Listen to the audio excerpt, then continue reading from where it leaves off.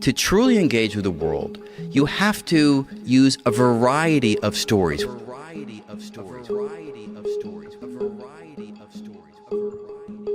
We're fundamentally storytellers. That's what human beings are. Now, there's the reductionist story that physicists are well equipped to talk about with particles and laws of physics. On top of that, you've got the chemist story, the complex molecules. You've got the biologist story that begins to talk about cells and life. You got the psychological story, the neurophysiological story that brings in mind and consciousness. And within that, you then have all of the activities that conscious beings undertake, which includes religion, and includes telling other kinds of stories, and includes creative expression. You need them all. And to sort of say that the scientific account is the only account by which you're ever going to gain true qualities of the world is a very, in my view, limited description of what truth is. There is objective truth in the world that we can measure, that we can describe with equations and so forth. But there's also internal truth, spiritual truth that you get to by self-examination. It's real in the sense that you're understanding how you respond to the world. And that is something which is deeply personal but utterly real. And whether it's through psychedelics, whether it's through ayahuasca, whether it's through a spiritual journey, whether it's through religion, regardless, all of this adds color to the story of what it means to be a human being.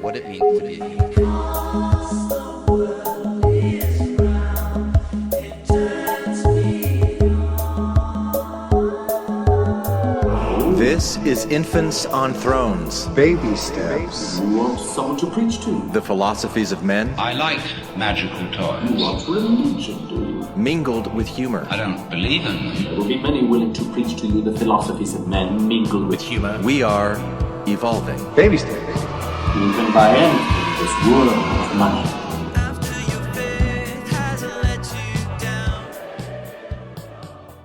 Look for the good in everything.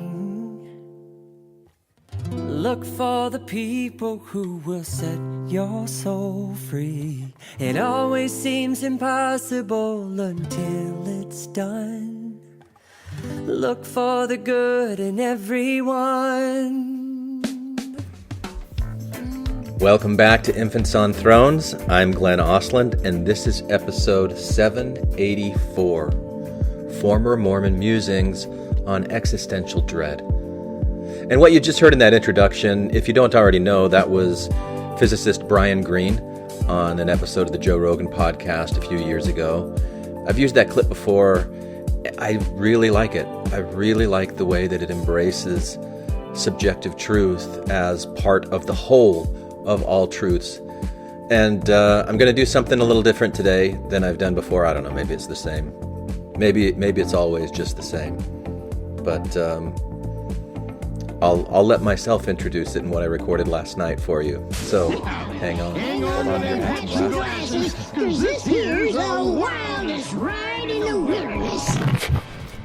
All right, I'm going to try something a little different today because yesterday I went through the Infants on Thrones website, and I looked at every single episode, like of the 700, however many there are, 83, 80, this is 784.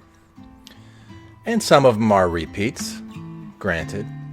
But I wanted to see, I've been enjoying this Reflections series, since January, going back and listening to these old episodes. I mean, there's things that I haven't listened to in years.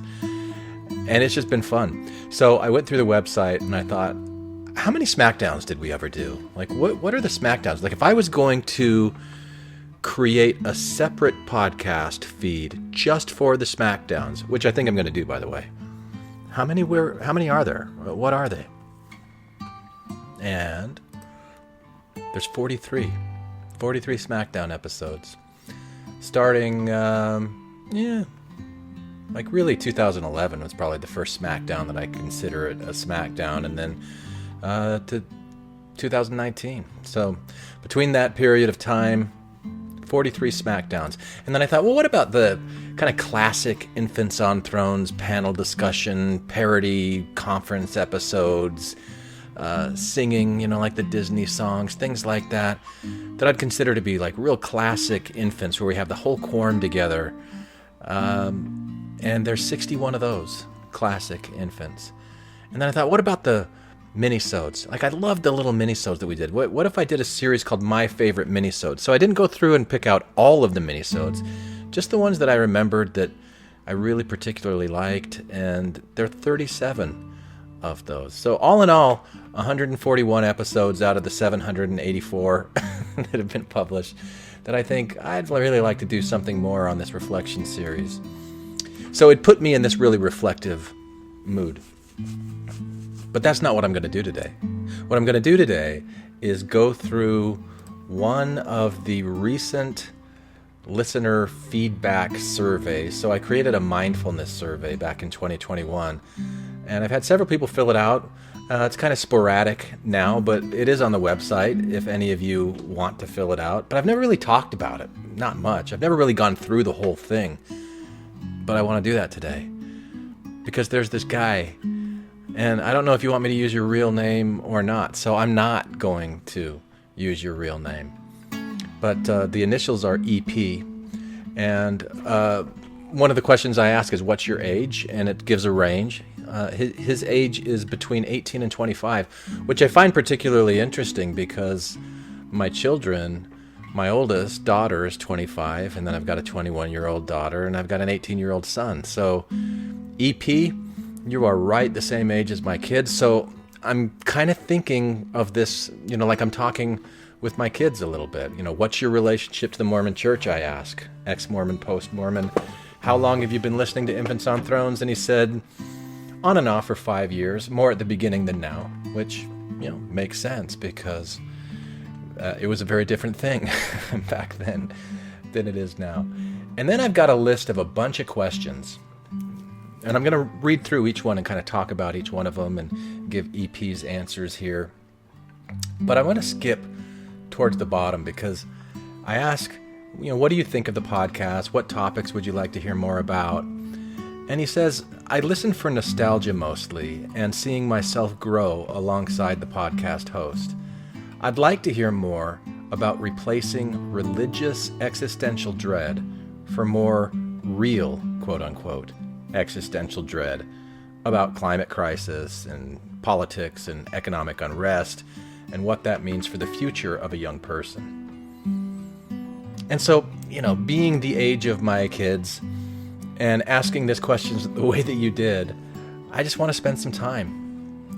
And I found it interesting because, and maybe this is just the way that I'm reading this, EP, but what you're asking is, how do you replace one form of existential dread, religious existential dread, for the more real existential dread about climate crisis, political unrest, economic unrest, and what it means for the future of a young person. So you're not asking me to help you deal with that existential dread or remove the existential dread or reduce the existential dread. You just want me to replace the existential dread with, what used to be religious existential dread for more real existential dread. And my response to that is, why do you want any kind of existential dread? And maybe that's what you're asking for. Maybe you're saying, I don't want to feel any kind of dread, whether it's existential or otherwise. Could you help me? I don't know if that's really your question or not, EP. You probably know who you are if you're listening to this for the sake of nostalgia, or maybe you're not listening to this one at all. I don't know. Actually, I'm going to email you so that you'll know that this is out there. So you're listening to this. I hope you're listening to this. And anything that you want to clarify at any point, feel free, write in. Maybe we can even have a conversation if you want to. Although when I asked you that on the survey, you said, no, thank you, I'll just listen. All right, EP, so just listen. So I see you as somebody who is experiencing existential dread and has been for a while. And at one point it was in the form of the religion.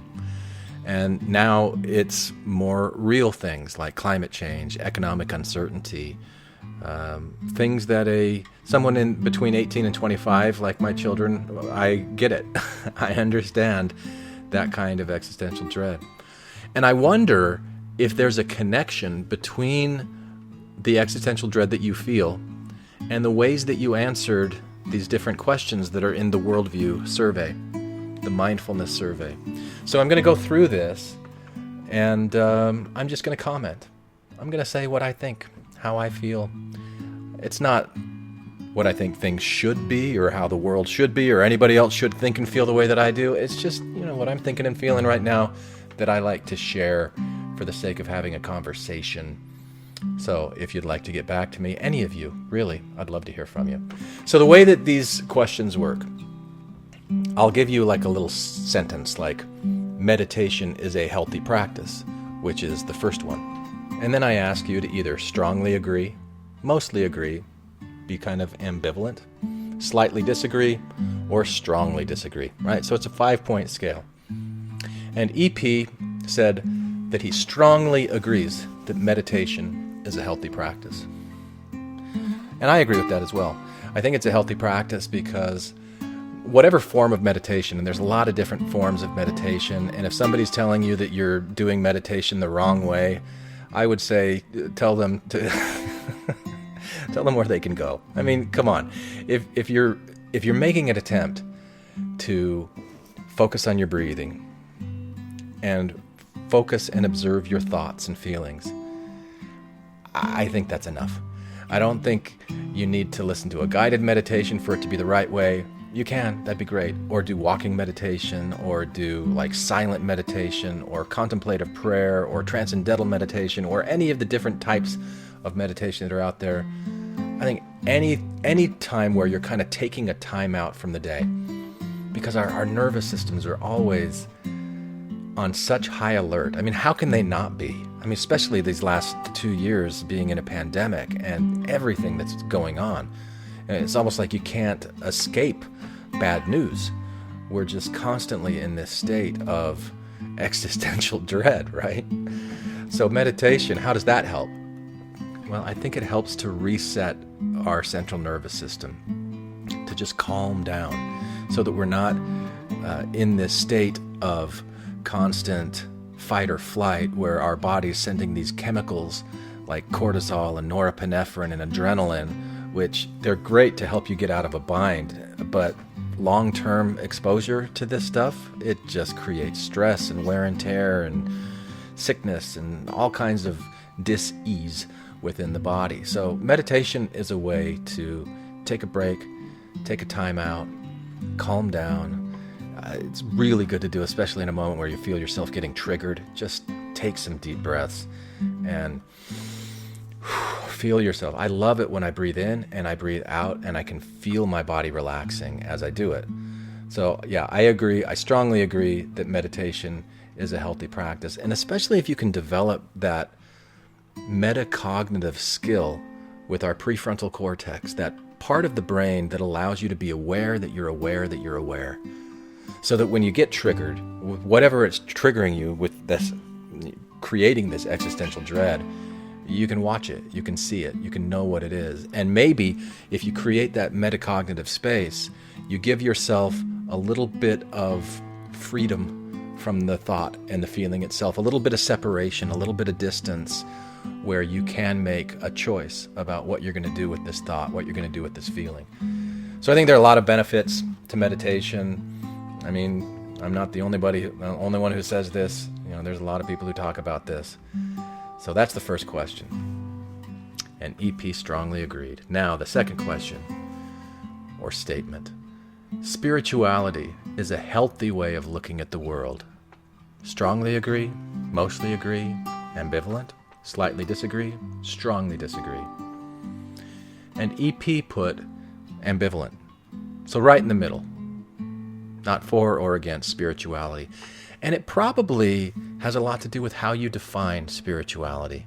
Like, what does spirituality mean to you? If you're thinking about spirituality from the perspective of the Mormon church, the way that we were always told to be spiritual, I can see how that would be a little triggering. And that might make you think, no, I disagree. Anything that the Mormon Church says is not going to be a healthy way of looking at the world. I mean, I can understand that point of view. I can understand why somebody would answer it that way. So it really begs the question, what is spirituality? And I'm not going to tell you there's a right or wrong answer to that either, but I'll tell you what it means to me. Spirituality is a way of having awe and marvel and wonder about the things in the world that we just can't explain. We don't know. I kind of stopped believing a while ago that there's a real distinction between physical and non-physical. I think that's a category that has been created by humans to try to understand the world and dissect things that we really don't understand. But I'm not sure that anybody could give me an example of something that isn't physical.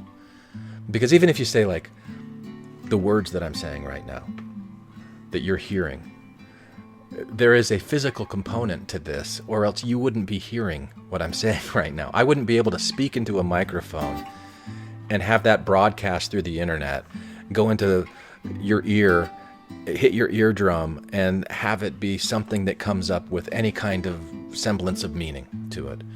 There is a physical component behind these words that I'm speaking. What about the ideas behind the words that I'm speaking? Well, those are neural pathways. They're cells that are sending synaptic, energetic flashes of stuff back and forth to each other. There is some kind of physicality there, even within the thought process, that I don't totally understand. Consciousness itself, is conscious a physical thing or a non-physical thing? Well, what does that even mean? I don't know of any non-physical things. So that's the way that I look at it. So I kind of look at spirituality as like spirit is a label for something that's not physical, but that really means something that we just don't understand as being physical. That's the way I look at it, at least. So I think I strongly agree with this, that spirituality is a healthy way of looking at the world, because I think it is more inclusive than exclusive, and it's marveling, and it's wonder, and it's appreciating what I don't understand, instead of pretending like I do understand it, which I do a lot anyway, and it's a lot of fun. But trust me, I know I don't really understand the things that it sounds like I'm really confident about. Okay. So the next question. Religion has had an overall positive influence on the world. So now we've got not just spirituality, but religion. And EP here couldn't stay in that ambivalent space. EP went down a notch. Slightly disagree. Didn't strongly disagree, which I can appreciate, but slightly disagreed. And again, probably because you've just got that taste of Mormonism that you can't get out. And it just, you see the ways that religion is used to justify really horrible things in the name of a religion. And so how could you have anything positive that comes out of something like this? And again, you may not agree with me, but here's the way that I see it. I don't see religion as being anything really all that different from politics or any kind of ideology where there is an intense dogmatic rigidity that people are holding these ideas to the point that they're so sacred that you can't challenge them, you can't question them. And so I don't see that as like religion as much as I see it as rigidity and attachment to ideas that are more important than being compassionate to other people. If I'm thinking about what religion is, I think of religion as being a system, like a container that holds ideas, beliefs, stories, customs, rituals, all of these things. It's kind of like a cultural membrane that wraps people around it. And when I read the book Sapiens, and Yuval Harari explained the value of fictions as a way of bringing people together, like a cultural membrane that surrounds people and gives a sense of unity, whereas otherwise you wouldn't have that. There are so many things in the world, so much progress that we've made because we've had those kinds of fictions wrapping around us like a membrane, and religion has been a huge one of those. So I think in the history of humankind, religion has had an overall positive influence on the world. Now, the negative influences are like some of the worst atrocities that we've ever had. But I think in the overall, the way that I see it, the potential for positivity in this is great. And the problem with it is when when you start dehumanizing other people in the name of religion. That's how I see it, at least. So, any help with existential dread on there? I'm not sure if we've gotten to it yet. All right, here we go. Next one. There is some kind of deep, energetic, highly evolved intelligence that forms everything in this universe. EP strongly disagrees with this one, because that smells like God, doesn't it? Doesn't that sound like I'm asking you, do you believe if there's a God? Or I'm saying there is a God, and you say, I strongly disagree with that. No. Boy, I could talk about this one for a long time, but I worded this very specifically. There's some kind of deep, and so think about this. What is your DNA? What are your genes? I'm going to tell you that they're intelligence. It's not intelligence the way that you would think of somebody scoring a certain number on an IQ test, how smart somebody is, how good somebody is at memorizing information, regurgitating it, or how creative they are, or any of those kinds of things that we often associate with the idea of intelligence. But I'm talking about information. I'm talking about data. And there is something that happens within nature. And I'm not totally sure where it is or what it is. But it's the force behind evolution. It's the thing that tells the cells in my body whether they should be a liver cell or a fingernail. It provides the blueprint for my thoughts, my feelings, the way, my personality, like all of these things that are right there in the genetics that we've still barely scratched the surface of what that is. So you think about your DNA that is deep within the nucleus of every cell in your body, and it is intelligence, and it's made out of energy. It's made out of atoms, subatomic energy that has evolved from probably even longer than the formation of this planet, when we had single-celled organisms. But just my DNA, your DNA, it could be traced back to single-celled organisms that lived on this planet 4.8 billion years ago, or whatever it was. So when I'm saying that there is some kind of deep, energetic, highly evolved intelligence that forms everything in this universe, I'm saying that everything has something in it kind of like DNA. There's some kind of evolved blueprint. I'm just guessing based on what I understand of science, that flowers have their intelligence that tells that atomic energy. Okay, atoms arrange in this way. Okay, subatomic energy that forms each atom form this way. There's these principles and rules, this data that has been evolving over time. So I know it sounds like I'm asking about God, but I'm not really asking about God, at least not in any way that I had previously ever thought about God. And I wonder if that question, if that way of looking at this would touch any of that existential dread. If there's a way of looking at the deep intelligence in nature and recognizing it is so much more ancient and, dare I say, wise than humans, which it creates, along with everything else in life. That I understand there's existential dread when you're thinking just from a human perspective that, oh, someday our species is going to die out. Yes, because that's what all life does. Accept it. Sorry.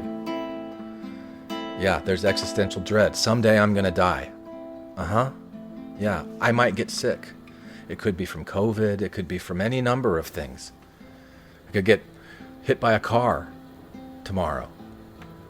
There's any number of things that could happen. This is the world that we're living in. These are the conditions. Yes, I understand the dread, but I can accept it.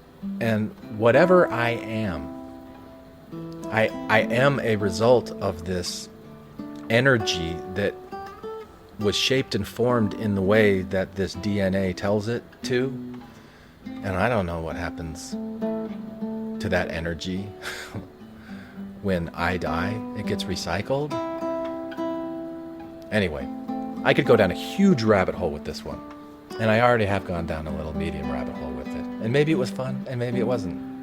But there you go. The next question, or the next statement on here. Everything I experience is experienced through my mind. And EP mostly agreed with that. And EP, if you were here, I would ask you to tell me, what do you experience that isn't through your mind? Like, what do you think? Like, what's keeping you from strongly agreeing with that? I think it's interesting that you weren't ambivalent with it. I think it's interesting that you didn't disagree with it at all. You mostly agreed with it, but you kind of left a little bit of wiggle room. There might be some things that you experience that aren't experienced through your mind. And again, maybe it's, how do you define what a mind is? Like, what is a mind? What's your mind? Your mind is the action that your brain does? I don't know. And in this process is one of the greatest remaining mysteries in science and philosophy. How does consciousness happen? Somehow, within each of our brains, the combined activity of many billions of neurons, each one a tiny biological machine, is generating a conscious experience. And not just any conscious experience, your conscious experience right here and right now. How does this happen?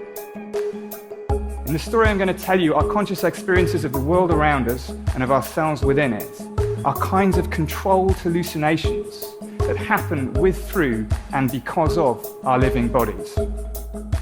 Our own individual inner universe, our way of being conscious, is just one possible way of being conscious.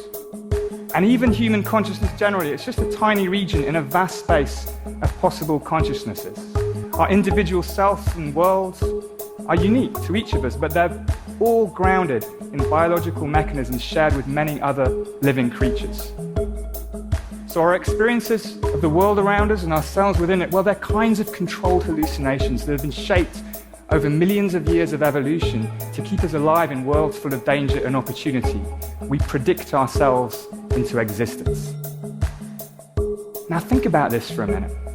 If hallucination is a kind of uncontrolled perception, then perception right here and right now is also a kind of hallucination, but a controlled hallucination in which the brain's predictions are being reined in by sensory information from the world. In fact, we're all hallucinating all the time, including right now. It's just that when we agree about our hallucinations, we call that reality. Is there anything that you experience that isn't processed through your brain? Anything that you hear, anything that you see, anything that you touch? I mean, maybe if you're touching something with your finger, you feel like you're touching it there, and that's happening in your hand, and it's not going through your brain. But guess what? It is. Those sensations are coming up through your nervous system. It's processing it. It's giving you, oh, it's hot. Oh, it's cold. Oh, it's this. Oh, it's that. It's solid. It's all in the mind. It doesn't mean that there aren't things out in the world, but everything that you experience is experienced only through your mind, your thoughts, your feelings. Shut off the mind and see what kind of experiences you have. Maybe that's what near-death experiences are. I don't know. Maybe that's still mind too. I don't know. Maybe it's all mind. Who knows? All right. So everything I experience is experienced through my mind. I strongly agree with that. The next one. I experience only a small fraction of reality, and EP was ambivalent on this. Well, there's a YouTube video that I watched several years ago by David Eagleman, and I've used clips on it from time to time where he talks about the Umwelt, And the Umwelt is this narrow sliver of radiation that's visible to the human eye. And I think it was like less than a 1/100% of something. We are built out of very small stuff, and we are embedded in a very large cosmos. And the fact is, we're not seeing all the waves out there. In fact, what we see is less than a 10 trillionth of what's out there. So you have radio waves and microwaves and X-rays and gamma rays passing through your body right now, and you're completely unaware of it. And I think it was like less than a 1/100% of something, like we don't see microwaves or X-rays or ultraviolet light, in the whole spectrum of what could be visible, the human eye has only evolved to detect a small portion of it. And the same thing can be said for sound. And that's just one way of thinking about I experience only a small fraction of reality, reality being everything that there is, everything that exists. Reality, I only experience a small fraction of that reality. And that's just within the small sphere of perception that I live in. Like I can see, how far can I see? How far can I hear? What are the limits of what I experience in the state that I live in the town that I live in my neighborhood? Let alone in the solar system, in the galaxy, in the universe, if there are multiverses, if all of that goes on for infinity. I experience only a small fraction of reality. When you understand what that means, I don't know how you could say anything except strongly agree with that. So maybe again, it's just a question of what you think those words mean when you read them, which is going to be determined by your background, your experience. And so whatever you think it means, based on your experience, what you know, is fine. I'm not going to say you're wrong. But I'm saying this is why I strongly agree with this, because this is how I understand these words. All right, next one. My thoughts create my perception of reality. And EP strongly agreed with this one, as do I. So we both strongly agree with this. Because the way that you perceive reality, it's filtered through the mind. Like if I hear a song on the radio, I'm probably not just hearing this neutral sound, but I'm also going, oh, this reminds me of 7th grade prom, or this reminds me of this thing that I experienced before, and I start feeling some feelings around it. I might develop a little story in my head. It might make me remember a person or a place, and that becomes my reality. That's my lived experience. I'm swimming in a soup of that every single day. My thoughts and my feelings. That is my perceived reality. That's how I see it, at least. And I think EP does that as well. And then there's a follow-up question after that. My perception of reality is an accurate representation of objective reality. And EP said that he mostly disagreed with this. Not strongly, but mostly.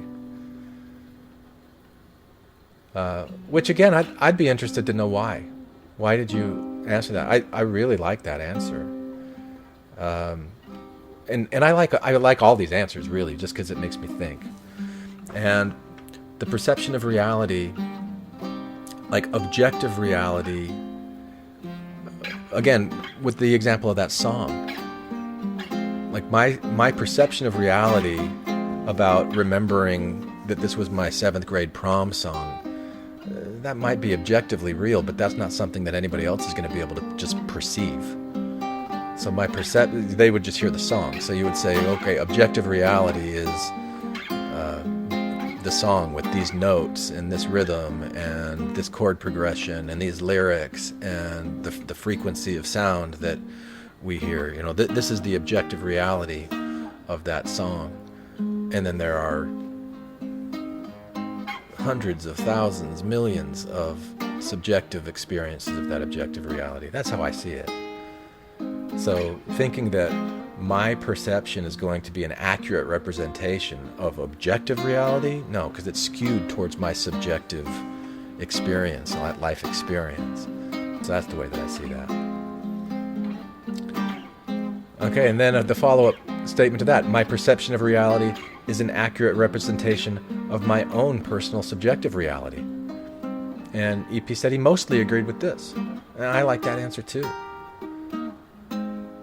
And I like leaving that little wiggle room of being like, I'm not going to strongly agree with that because that feels a little bit too much like certainty, and I'm not sure. I'm not sure if my perception of reality is an accurate representation of my own personal subjective reality, because my subjective reality includes the things in my mind that I'm conscious of and the things that I'm not conscious of. And so, and from what I understand of that, about 95% of what I have in my mind, I'm unconscious of. It shows up in the form of prejudice and bias and things that I blame on other people because I don't realize it's really me that is telling the story about how things should or shouldn't be.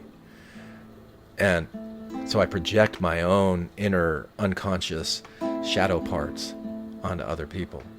And I don't know if my perception of reality, I think that maybe I'm one of these narcissists who thinks my shit don't stink, when actually it's quite stinky.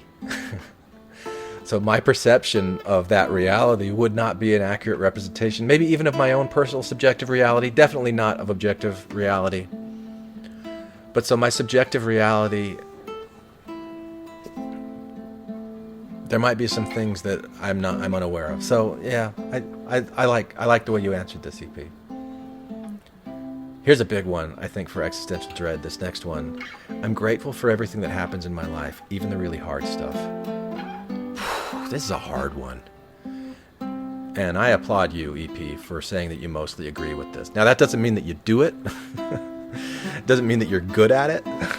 I'm speaking from personal experience here. I'm not saying I do this all the time, that I'm really good at it even, but I have seen the value of living this way. You know, especially being somebody who's twice divorced and who has lost a couple of jobs in the course of his life. Being able to look back on those experiences and go, you know what?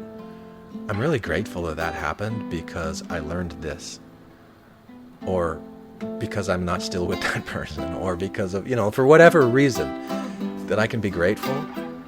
That feels a lot better to me than when I complained and felt like a victim and that things were unfair, because I felt like that a lot in my life too. And so being able to recognize the difference between those things, especially being grateful for the Mormon church, being grateful for the experiences I had that showed me, I really liked. So I'll tell you, tonight I had an assignment for this class I'm taking. I'm getting a master's degree in clinical mental health counseling, and I'm taking a class right now on cultural diversity. And the assignment tonight asked me to create a PowerPoint about my culture of origin and what some of my innate biases were that came from that. I bet all of you would like to see that PowerPoint, wouldn't you? I did mention infants on thrones. And one of the questions in that assignment was, what are you proud of about your culture? And then what are things that you'd like to change? The what are the things that you'd like to change was much easier than the what are you proud of. But I really loved that question. I loved that it forced me to ask, are there things that I'm proud of? I said I don't like the word proud because President Benson said we shouldn't be prideful when I was a teenager. So I've always felt like pride is really bad, right? But so instead I reframed the question, because that's what Elder Bednar does. First, let me reframe the question. I reframed the question, what am I grateful for about the Mormon Church? And the first thing I said was I'm grateful for the eternal perspective that it gave me. Because whether I believe literally in those stories that I used to focus on that I would call an eternal perception, what it did for me was it taught me how to step back and view everyday things from a larger perspective, to see how things fit into a bigger picture. Whether that bigger picture is real or fictitious, it gave me the skill of being able to step back and look at it from that perspective. And I use that all the time now. It's something that's so helpful in coaching when I'm talking with people and they're telling me about the hard things that are going on in their life. But I can see they've told me what it is that they want, and I can see how these things fit together. And then I can at least share with them what I see. And it's really powerful. And that's what I'm learning to do with this master's program too. And that skill was developed in me from the Mormon Church, from the way that I lived what I was learning, my subjective reality, my subjective experience with this objective reality that we've all touched and has touched us in certain ways, some similar, some different. So, yeah, I'm really grateful. And I could go on. I could talk about other things that I'm grateful for about the Mormon Church and some of the really, really hard things in my life. And as far as dealing with existential dread, boy, that'd be really hard. I think that'd be hard to take something that you're really, truly frightened of and just try to put a happy face on it and say, well, let's look at it from the eternal perspective. In the eternal perspective, we're all going to die someday anyway. I mean, you heard me do that a little earlier, didn't you? So that's kind of how I put things in eternal perspective, but that might not do it for you. That might not, but I'm still going to get wiped out. I still might get sick. I still might lose everything. Yeah. I don't know how to tell you to enjoy that, because I don't enjoy that. And I guess if I'm forced to say, how do I Pollyanna that, play the glad game and find the gratitude in it, maybe climate change. It's made me more aware of my own pollution, my own environmental footprint, and so I'll recycle where I wouldn't otherwise. I'll try a little bit more. I'll be a little better to the earth. I'll care about it more. I'll appreciate more times where I just go outside and I'm standing there barefoot in the grass and going, okay, this is cool. I like this. I'd like to maintain this. I'd like to be able to go to beaches. I'd like to be able to go to the mountains and enjoy nature. There's that part of the existential dread of losing it, is the reasons why you don't want to lose it. And just spending a lot more time there than in the thoughts of, what if it's gone, or what happens when it gets destroyed? Okay, I recognize I need to do my part. I need to do that. Why? Because I love this place, and so I'm going to love it for as long as I can, the best that I can. Maybe that'll help with existential dread. I don't know. But that's how I see things. All right, the next one. The world would be a better place if people expressed more gratitude and less outrage. And EP mostly agreed with that one too. I think I probably strongly agree with this, but again, I don't really know. I don't even know what that means, the world would be a better place. What does that mean? Would people be nicer to each other if they expressed more gratitude and less outrage? Would people take advantage of other people less and exploit other people less? I don't know. I don't know. But I do know that my life, and I gave examples of this earlier, has been better when I felt more gratitude for things than like being pissed off that they happened and angry, because then I'm feeling angry. I'm feeling pissed off, which it's fine. Hey, do it. Fun. But that has its cost. You can only do that for so long. And, we all have different personality types. My personality type, I'm a 7 on the Enneagram. I like to have fun. I like to feel good. So, sue me.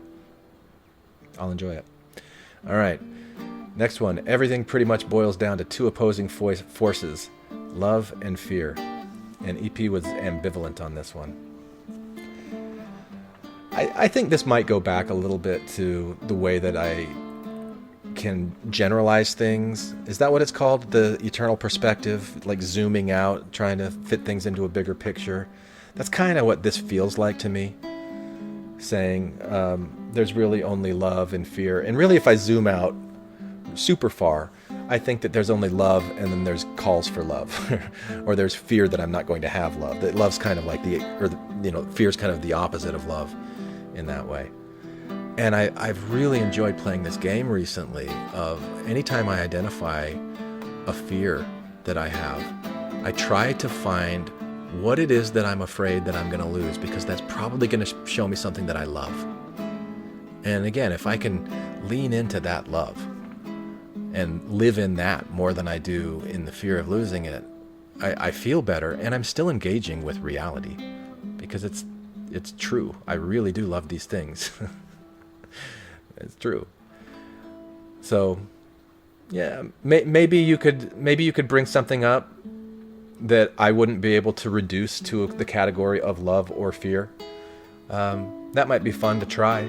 But when I do it, I find that something is either love or fear. And even, like I said, with the fears, sometimes I just trace it back to love and see it's a different part of the same thing.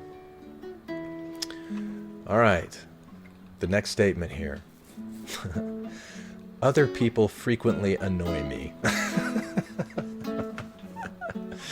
And EP said, yeah, I mostly agree with that. I think that's a pretty good indicator of existential dread or anxiety or levels of annoyance. Because basically what you're saying is yeah, I feel annoyed more than I don't feel annoyed. And it's usually from other people, or at least I think it's from other people. I think it's from other people.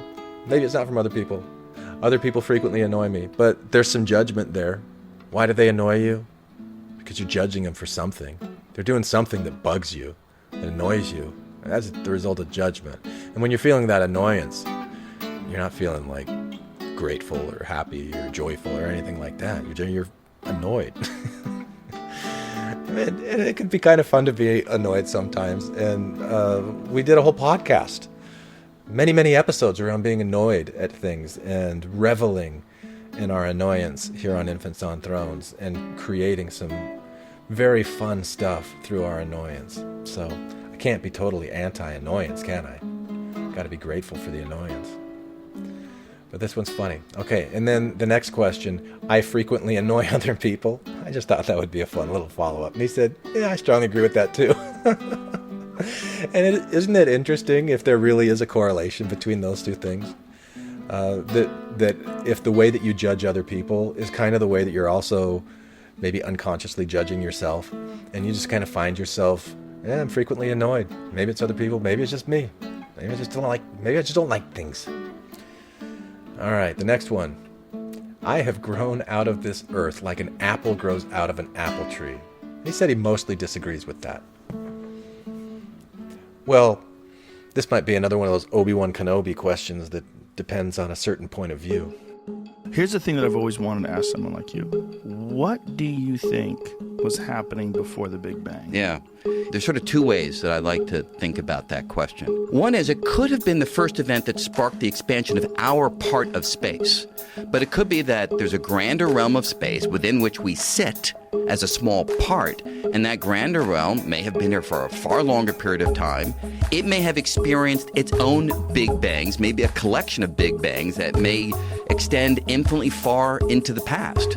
However, another answer is that the very question may not make as much sense as the words seem to suggest. It could be that the Big Bang was the place where time itself started.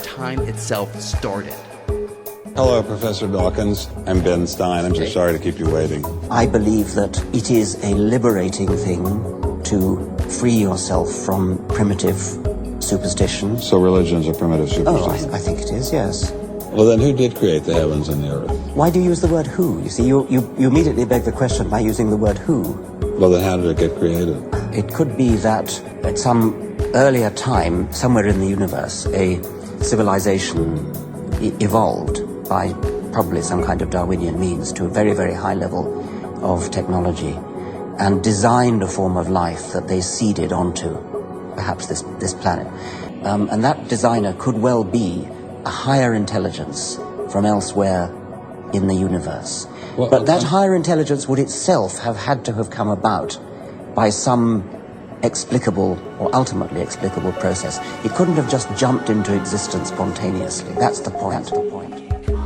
This might be another one of those Obi-Wan Kenobi questions that depends on a certain point of view. Because if you go back to those single-celled organisms, the first life on this planet, that was before that life broke into the three main kingdoms of life that humans have created categories for: fungus and plants and animals. But all of them grew out of this earth, right? You know, what was the first single-celled organisms that lived on Earth? Do you think they came from outer space? You know, maybe they did. I mean, in some ways, or parts of them did. Atoms from the sun combining with carbon in the earth, or, you know, any kind of electrical spark from lightning that hit the murky water that just had the right amount of minerals and whatever, that boom, all of a sudden lightning and Frankenstein strikes. There's a single-celled living organism on the planet that then just is like, man, I like this feeling. I want more of this. I'm going to make more of me. I'm going to multiply and replenish this place. And I'm going to do it, like I'm going to come up against the hostile environment, whatever it is, and I'm going to find a way around it and evolve into different forms of life so that I can have three kingdoms: the animal, the plant, and the fungus. And I'm going to evolve into different species and kingdom and phyla and blah, blah, blah, going back to my biology high school days that I don't totally remember. So, yeah, the way that I think of it, I have grown out of this earth like an apple grows out of an apple tree. But I'm thinking about this from way back. I'm not thinking that like I was born the way that an apple grows on a tree.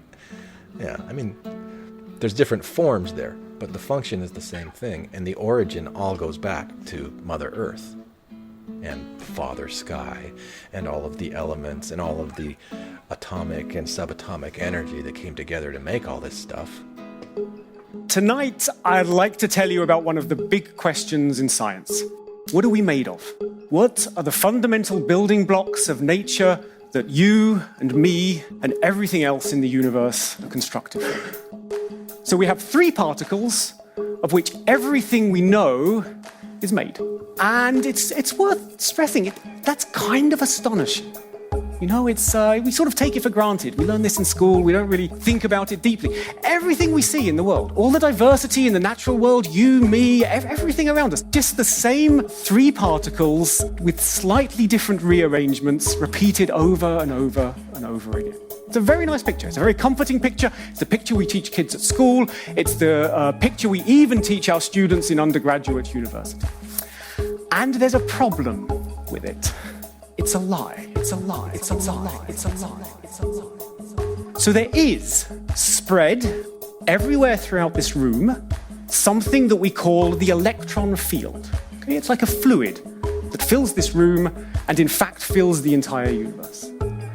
And the ripples of this electron fluid, the ripples of the waves of this fluid, get tied into little bundles of energy by the rules of quantum mechanics. And those bundles of energy are what we call the particle, the electron. All the electrons that are in your body are not fundamental. All the electrons that exist in your body are waves of the same underlying field. Okay? We're all connected to each other. It's like, you know, the waves on the ocean all belong to the same underlying ocean. The electrons in your body are the ripples of the same field as the electrons in my body. The same field as the electrons in my body. understand all of the elements and all of the atomic and subatomic energy that came together to make all this stuff out of what, just some like random ignorance? Oh no, that's right. I think that there's intelligence there, don't I?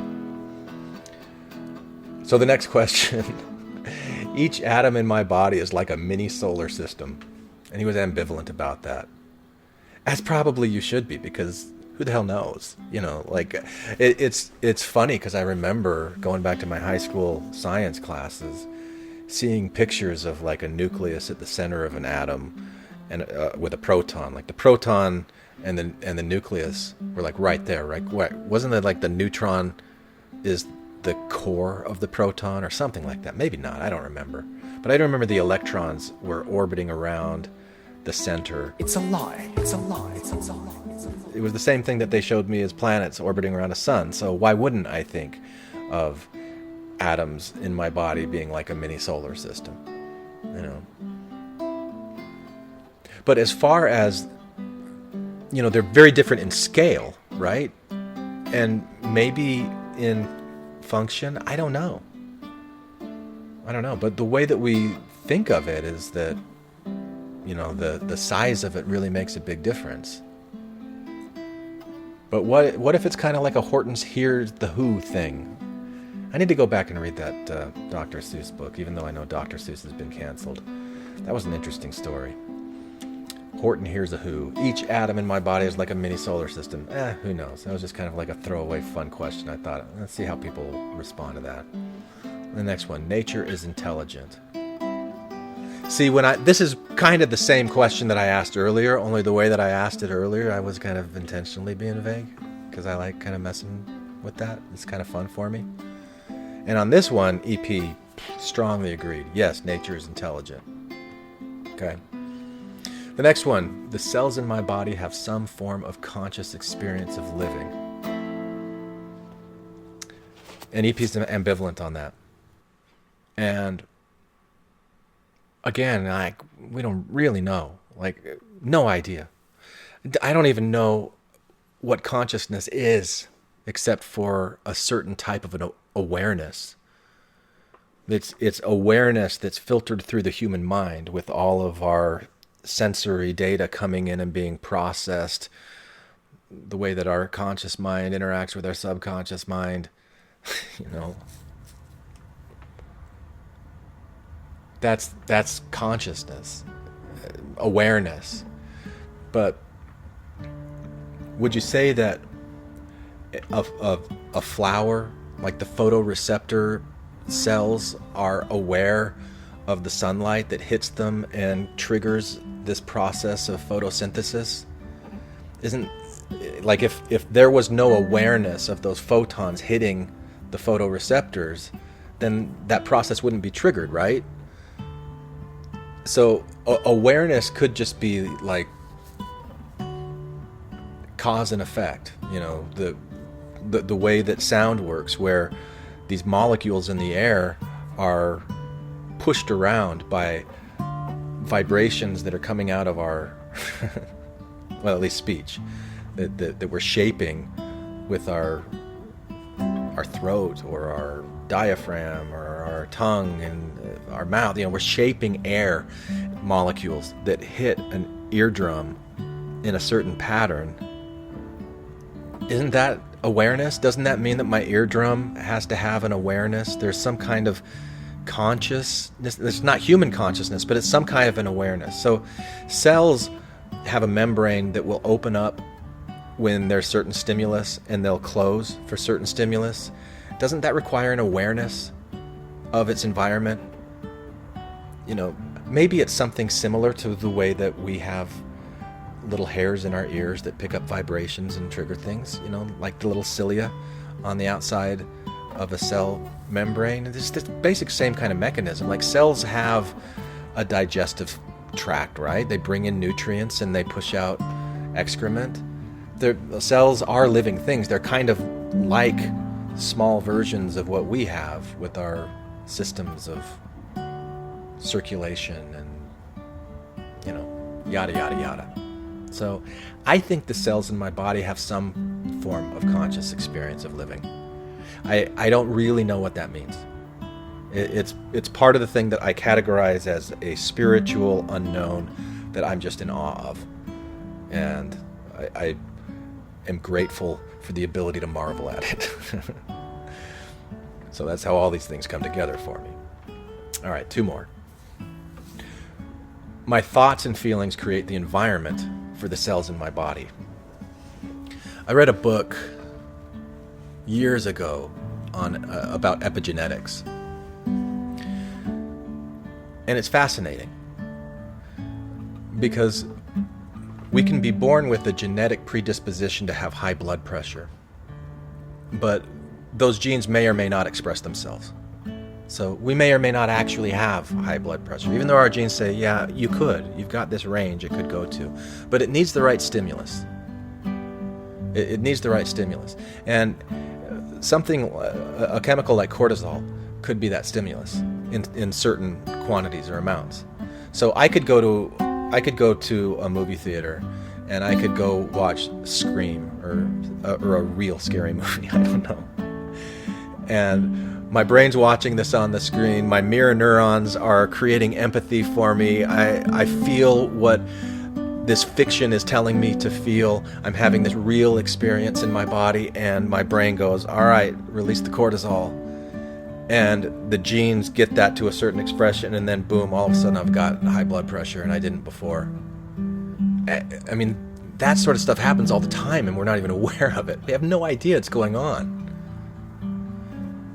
That was crazy to me. You wonder why infants on thrones stopped talking about like the Book of Mormon and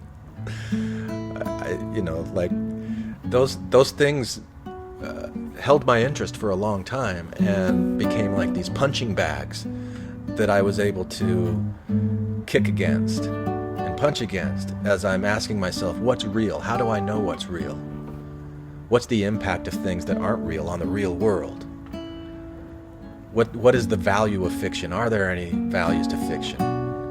Why is it that there are all these fake beliefs, but a really strong group that still continues to believe them? That there must be some value and reason to it. What is it? And those questions became much more interesting to me than just, yeah, it's not true. Anyway, especially when I think about how annoyance might be fun, it might be great, but that feeling of annoyance is the result of chemicals that are in my body, and those chemicals that are in my body create some kind of an environment that can trigger things at the genetic level. And how is that any different? If I'm going to have existential dread over climate change in the outer environment, what about what I'm doing to myself in my inner environment that I don't even think of as an environment? Because I'm so focused on the outward. Why wouldn't I be? I always have my eyes open and my ears open. I'm always receiving things that are outside and how they're being processed inside of me. I don't stop to think about them being processed inside of me. It's like I'm hypnotized by the outside world.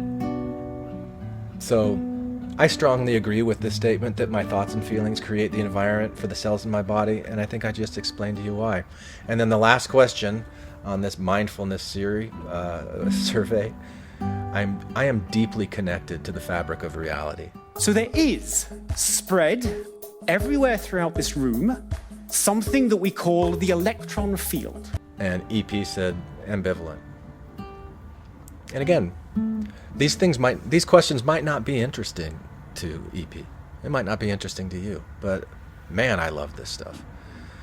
And I've read a lot of books, gone to pretty good schools, not a dodo. But from what I've come to see, again, going back to the way that life was formed on this planet, whatever the subatomic energy is that creates everything, that's in every cell, that's in every atom, that's inside of me and everything else. Like, I am deeply connected to the fabric of reality. There's times where I think of it as like a single fabric that I'm a little pattern on. Again, going back to like the eternal perspective, zooming out kind of thing. So, that's what we did tonight. We sat down and went through the Mindfulness Survey, and I hope you enjoyed it, EP, what you inspired by asking me this question. I don't know what I can say more about replacing religious existential dread for more real existential dread about climate crisis and political and economic unrest and what that means for the future of a young person. Maybe I just added some existential dread about what you're doing to your insides, your mind, your psyche too. I don't know. But I appreciate the opportunity to respond, and I thank you for listening. It blows my mind that you're interested in things that I've got to say. And yeah, I say these things at the end of this podcast. Anyone for the closing prayer? Put down the weapons that you use against yourself. You don't need them anymore. Hey there, thanks for listening all the way to the end. Now, I really hope that you enjoyed today's episode. I have more to say about this topic, and I'm going to do that with a follow-up behind-the-scenes sharing time episode on Patreon. So, if you're in a position where you can throw me a few dollars each month to support the work that I put into creating this podcast, please come and support me on Patreon, where you'll also get access to additional content. Did you know that I also create sharing time episodes that are available only to Patreon subscribers? I've been doing that for a few years, so there's a lot of content there that you can have access to.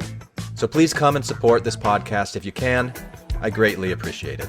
Hi, this is Hillary. Matthew. Ryan. Carol. Keith. Ashley. And I like to play bingo online while listening to Infants on Thrones. You can comment on this episode on the website, infantsonthrones.com. And if you really like what you hear, give the Quorum a 5-star rating and write a short review on iTunes. I did. Anyone for the closing prayer? My worst crime is an inside job. Dark thoughts taking over like an inside mob. I tune into the scene between the eyes and take a breath. Thank you for listening to Infants on Thrones. I sit still and watch the thoughts float past me. Never mind the future, never mind what the past be. I like to jump and let the universe catch me. 3-4, watch the beauty blow past me. I keep my pockets light, destination in sight. Keep my actions elevated to compassionate heights. I'm walking past the fight, laying down on some